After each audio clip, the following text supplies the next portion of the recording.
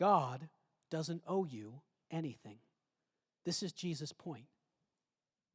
I don't know how that sounds to you. If it sounds harsh, it is kind of harsh. It's a kind of surgery that Jesus is trying to do.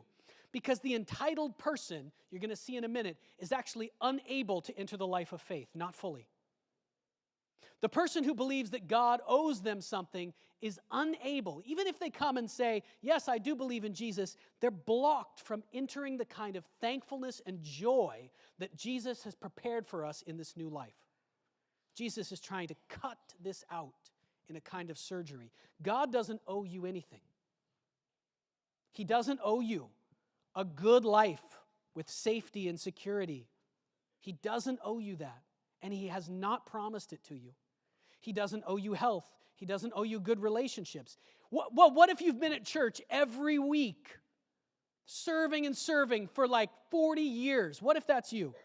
God still doesn't owe you anything. And if you think He does, this is a huge problem inside of you. Next section.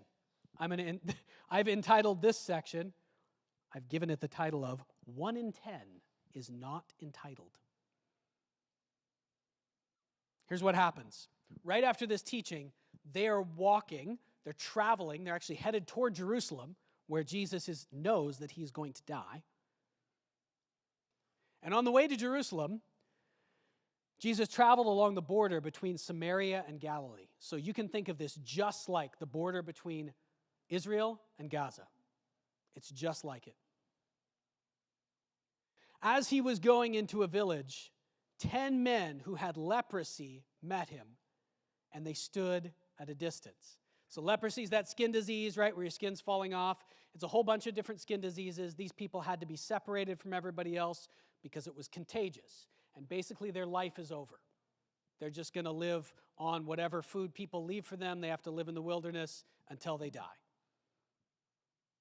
What would it be like to be one of those lepers? How would you respond? They called out in a loud voice, Jesus, Master, have pity on us. They're asking Jesus, they've heard about Him, they're asking Jesus to heal them. When He saw them, He said, go show yourselves to the priests. Now, this, you might think Jesus is just telling them to go away, but they did not think that. When you were healed in ancient Israel, under the law of Moses, you had to go to the priest and offer a certain sacrifice and show yourself to the priest so the priest could declare you clean. Basically, the priest is saying, yes, you really have been healed of leprosy, and now you can come back and live with people. So when Jesus says to them, go show yourselves to the priest, what He is saying is, I heal you. And that's what they understood. They are begging Him to heal them, all 10 of them. He doesn't even walk up to them. He just says, you're healed. Go. And as they go, their leprosy disappears. By the time they get to the priests, everything's cleansed. One of them, when he saw he was healed, came back praising God in a loud voice. What? One of them came back. And in this section, we're looking at sections where there's amazement, right?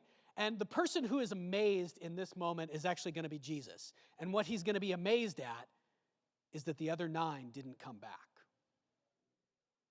So this one guy throws himself at Jesus' feet and thanks Him over and over again. And this guy was a terrorist. Okay, not a terrorist. Maybe this guy was from the people group that were the terrorists. This guy was a Samaritan. Jesus asked, were not all 10 cleansed? Where are the other 9? Where are they? Has no one returned to give praise to God except this foreigner? Then He said to him, rise and go. Your faith has made you well.